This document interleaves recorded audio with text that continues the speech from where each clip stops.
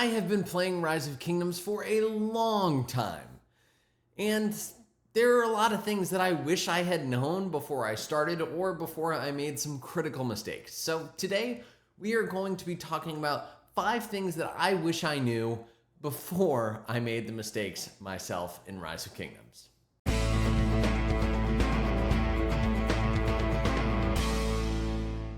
What is up, ladies and gentlemen? My name is Shappy. I am a sponsored Rise of Kingdoms content creator, and today we are talking all about 5 things that I wish I knew earlier on in my Rise of Kingdoms career. And some of these are things that, I thought that I had known at least a little bit about, but I really didn't.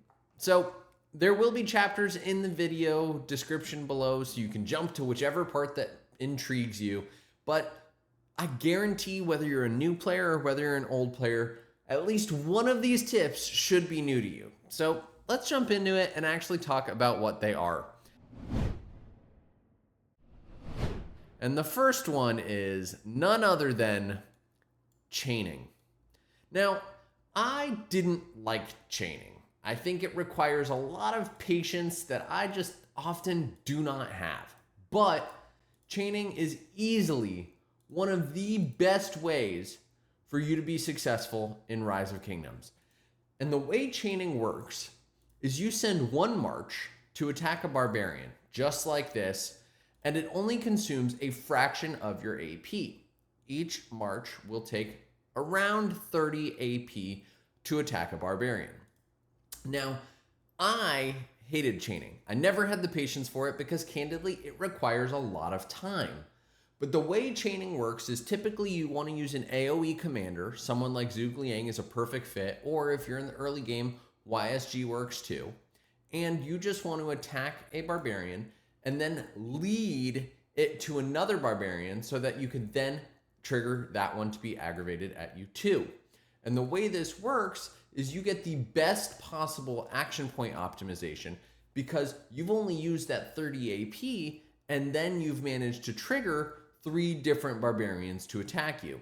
Now, people who are really good at chaining can build up massive chains of 20 to 25 barbarians long.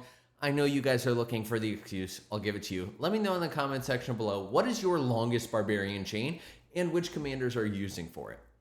The best commanders to chain with, as I said, are generally the ones that are going to be a circular AoE. So Zhuge Liang is the go-to. YSG is another good one that you can use. Or if you're feeling really spicy, you could use Theodora if you have her maxed like I do. Don't ask, that is a different video talking all about mistakes that I've made. Or if you're a garrison commander, you can also use Heraclius.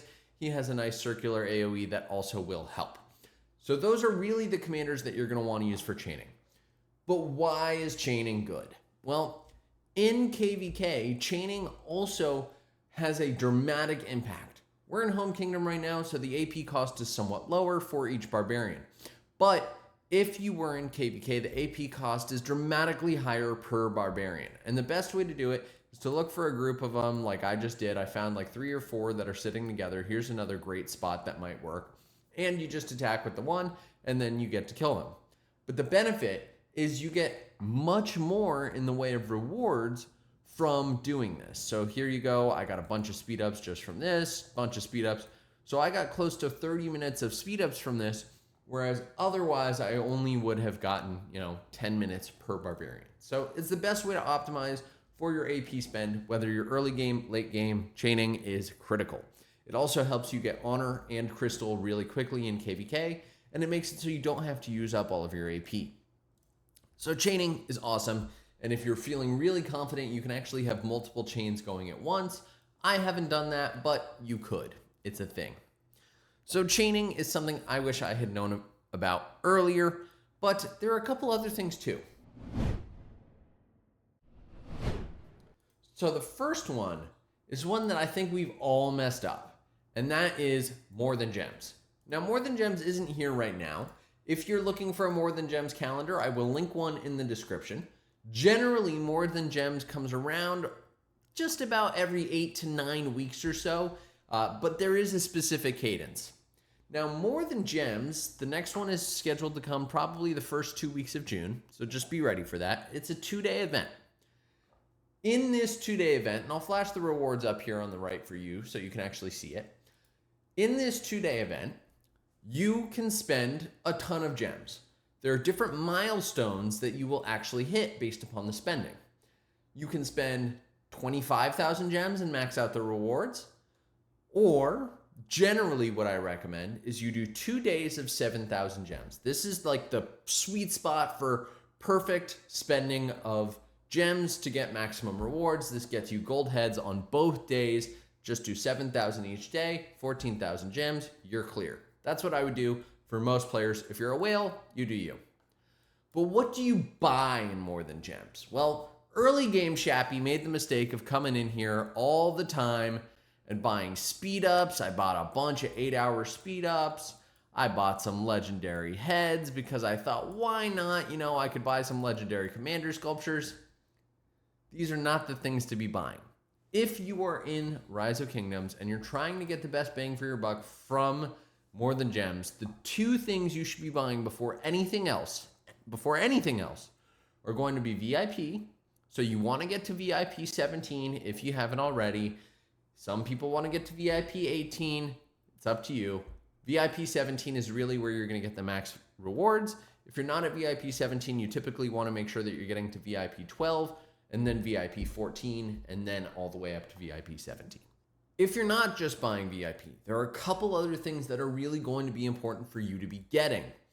First of which is equipment material choice chests. I typically will buy 10 of these per day at least, if I can, to try and get materials. Because as you get later and later into the game, materials become one of the largest gaps for you in terms of being able to get them accessibly and cheaply.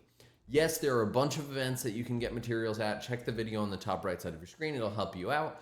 But for the most part, equipment is the best thing to get from here. Full stop. But if you're going for not material choice chests, there are a couple other things that I think you should probably consider. The Advanced Army expansion, if you don't have any of these, you're going to want them. If I'm being honest, the best way to get these is really through the Osiris shop. So if you come into Osiris League and you go through and you're like, hey, yeah, I'm going to go to the shop, they do have these in there. And that is what I would actually recommend you get from there, the Advanced Army expansion. So you can do that. Personally, I don't think it's that worth it. I would rather you get it from somewhere else. The best things that I think you're going to get are going to get the 24-hour enhanced attack and the 24-hour enhanced defense. You can't get those anywhere else. There's no other way to get them. And if you're in a competitive KVK, whether it's D seed or A seed or whatever, you're going to need these things. You will need them for combat. I promise you, I guarantee you, buy them. Just buy a couple of them. More Than Gems doesn't come around that much. But yeah, 24-hour enhanced defense, 24-hour enhanced attack, and some materials for your equipment. Do that. Also, don't buy the random blueprints. It's not worth it. It's only for whales. So what to buy during More Than Gems is critical, right? Spend the 7,000 each time. Go for these items that I've just suggested. But what else? Well,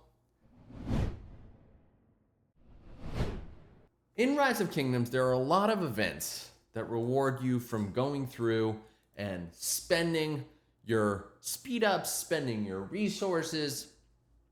And some of these are worth doing and some of them are not. A great example of one that's worth doing is this. Overwhelming Strength, awesome, 10 out of 10, would recommend. Because you're not competing with anyone, right? You hit that 340,000 power threshold, you get over 2,000 gems. Do it. Every time, without fail. This is an event that's worth doing. But the biggest mistake that I see low spenders and free-to-play making, especially in the early game, is competing in the Mightiest Governor. The Mightiest Governor event is probably the worst event in Rise of Kingdoms for you to go ahead and invest your speed ups and resources in.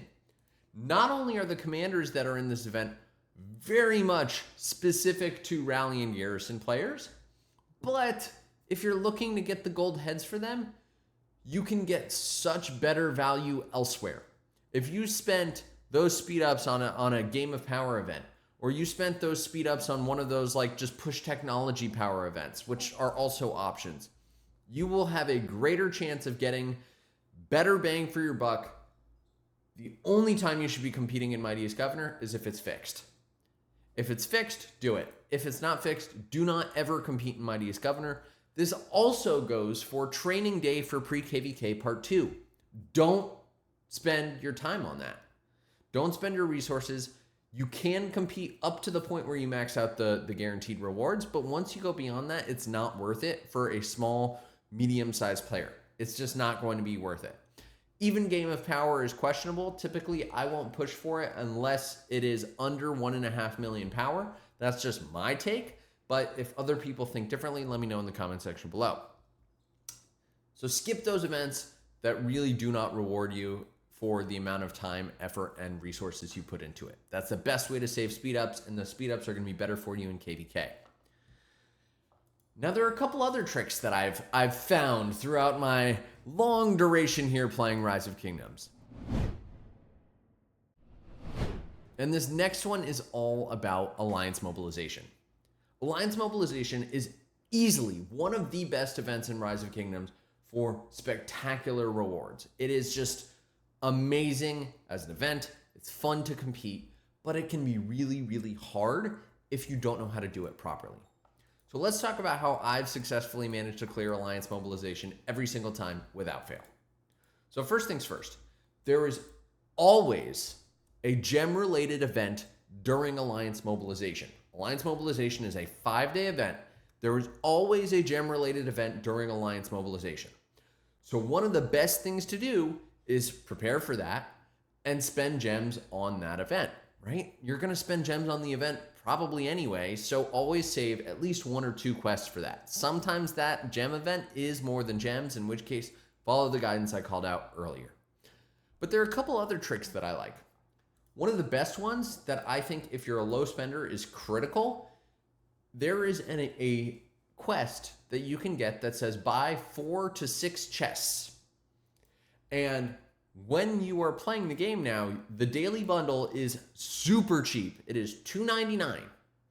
So what I recommend you do is wait until the end of the day, because you don't want the quest to expire. Wait until the end of the day, grab one of these quests, hold on to it, right? Make your purchase of your daily bundle, hold on to it until after reset, then buy the daily bundle again. That gives you 6 chests right there, which will help you clear one of the highest tier rewards for Alliance Mobilization.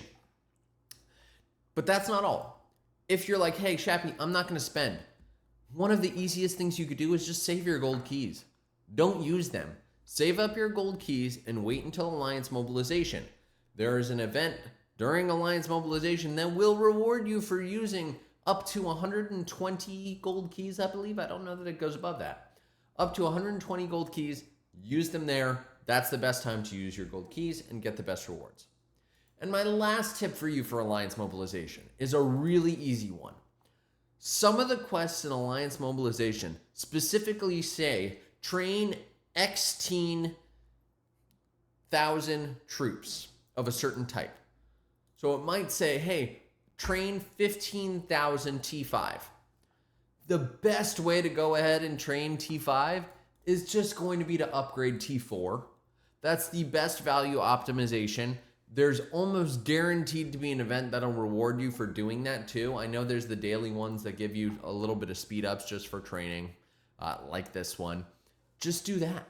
Just pick your unit type that you have the lowest count of troops for, that you know that you're going to need T5 for, and upgrade some units. And if you plan in advance, maybe your kingdom will pop a buff and you could just upgrade them using one of your boosts. That's an easy way to do it. Save the boost for maybe a week in advance and then use it if you want to.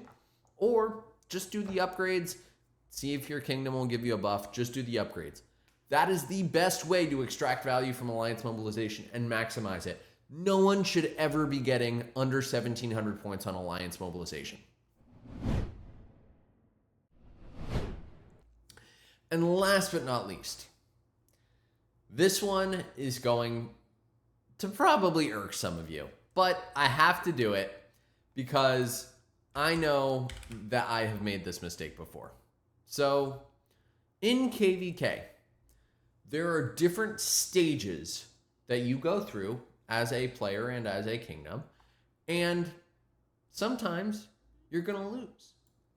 And typically, KVK is around a 50-day event, but, and shout out to Ruz for this, I told him I'd tell him, even after you've won or lost KVK, there is generally going to be around 13 days that you could then be getting value from Kingsland and KVK and all of that.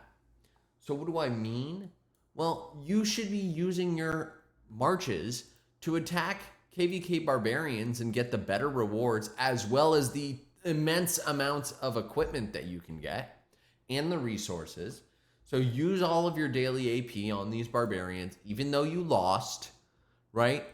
Keep chaining, right? This is a great area for you to chain. Look at that. These are some sweet chains.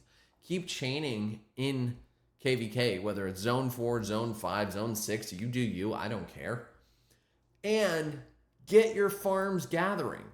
There's no reason that you should not be gathering in KVK.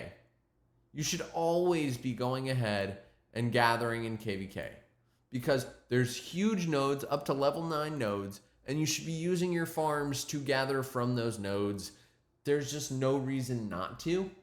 And a lot of people sleep on this. So be sure that you do this. You're not going to want to make that mistake. And if you guys have enjoyed this video and you want more videos like this where I just give tips from my experience, let me know in the comment section below. And if you haven't already, hit that subscribe button right over there, bottom right hand corner. Hit the bell so you get notified when new episodes come out. Thank you all. If you've enjoyed, drop a like on the video. Shappy out.